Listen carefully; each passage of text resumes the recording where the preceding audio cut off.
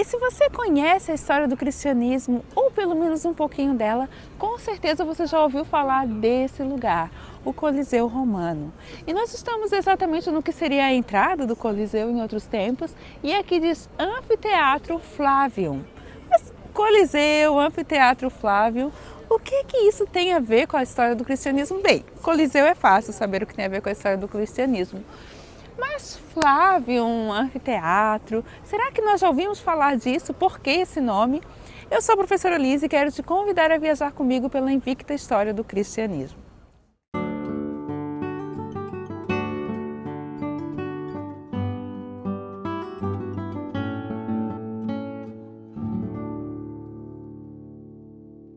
E se você, como eu, é um amante da história do cristianismo, com certeza você já ouviu falar do Coliseu. E nós estamos agora bem diante dele, o Coliseu Romano. E o Coliseu é essa obra maravilhosa que foi construída lá no tempo de Vespasiano, aquele que nós já conhecemos, também era chamado de Anfiteatro Flaviano, exatamente em homenagem a Flávio Vespasiano. E essa beleza que nós temos aqui ainda é algo realmente que tira o fôlego de ver, é algo muito belo. E se nós imaginarmos aí o tempo que existe, desde a época de Flávio Vespasiano, realmente é algo que nos chama muita atenção. Mas nós devemos lembrar que esse era sobretudo um lugar de morte, um lugar que de certa forma cheira sangue. Porque todos os jogos feitos aqui, eles eram atrelados em sua grande maioria à morte. Era o famoso pão e circo romano. E de fato muitos dos nossos irmãos morreram aqui nesse lugar. Embora nós não tenhamos aí uma evidência que cristãos eram trazidos para esse lugar ou apenas para esse lugar, não há por que negar. Se era feito tantos espetáculos aqui, com certeza muitos irmãos também morreram nesse lugar. E a construção do que viria a ser conhecido hoje como Coliseu iniciou-se com Flávio Vespasiano, mas continuou com seu filho Tito, que foi quem inaugurou esse lugar. E a inauguração foram 100 dias de espetáculo. Então você pode imaginar 100 dias de espetáculo terrível e sanguinário, que foi encerrado somente pelo próximo, então, imperador Domiciano. E outro ponto interessante para nós é que é dito que grande parte dos fundos para a construção desse lugar vieram das campanhas de Flávio Vespasiano e de Tito na Judéia.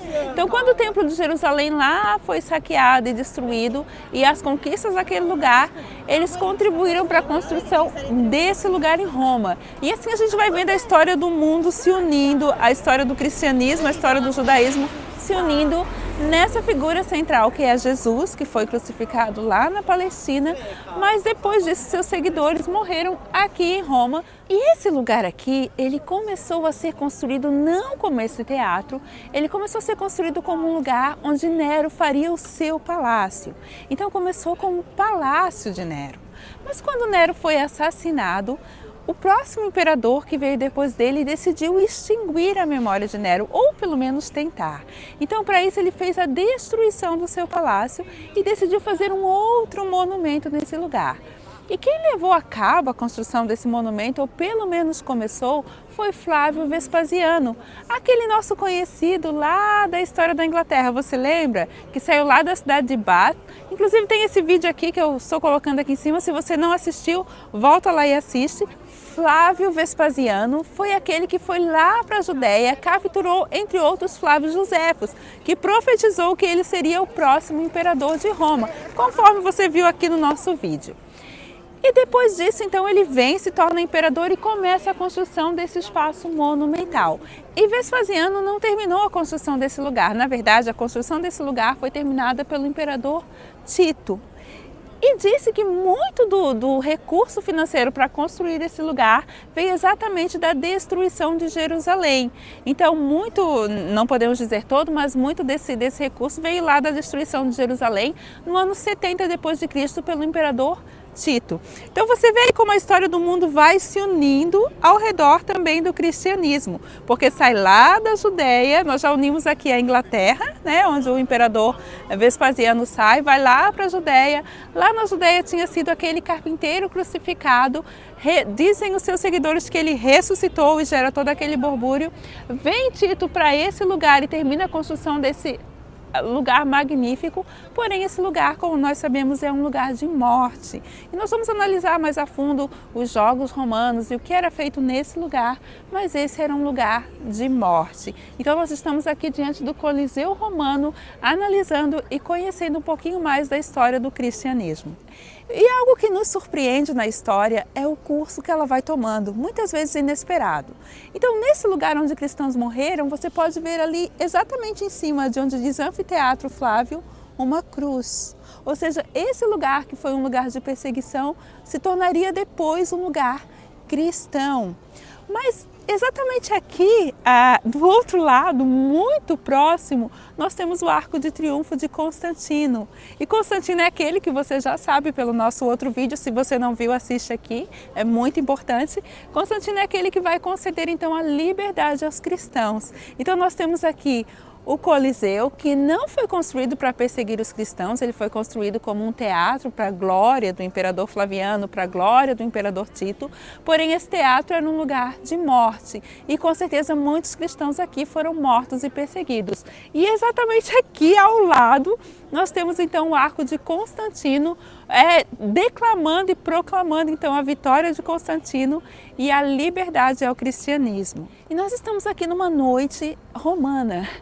E é interessante como parece até um lugar de paz e na verdade nós temos alguns turistas andando aqui, algumas construções históricas, mas eu quero te desafiar a usar a sua imaginação e voltar alguns séculos atrás ou muitos séculos atrás, quando esse teatro estava aí no seu apogeu e os jogos acontecendo aqui dentro. Claro que o que nós chamamos de jogos, na verdade, em sua grande maioria, eram disputas mortais, era um lugar de morte e sangue. Mas mesmo assim as pessoas entrando aqui por essas portas em euforia para ver os espetáculos de morte. E aqui fora você veria pessoas vendendo tudo, pão, vinho, como se fosse realmente um lugar de divertimento, mas essa diversão era morte. E essa morte pode ser vista através disso nós podemos imaginar a diferença de um lugar que serve a Deus e que não serve, e como o cristianismo mudou a história do mundo. Hoje é totalmente impensável nós entrarmos num lugar ou em qualquer lugar se fazer aí um espetáculo onde pessoas vão ser martirizadas e as famílias simplesmente irem para assistir com vinho, pão e celebração. Mas essa mudança se dá exatamente pela difusão do cristianismo e a mudança na mente das pessoas. Então nós vemos aqui como a vitória da cruz pode ser sentida sobre esse lugar.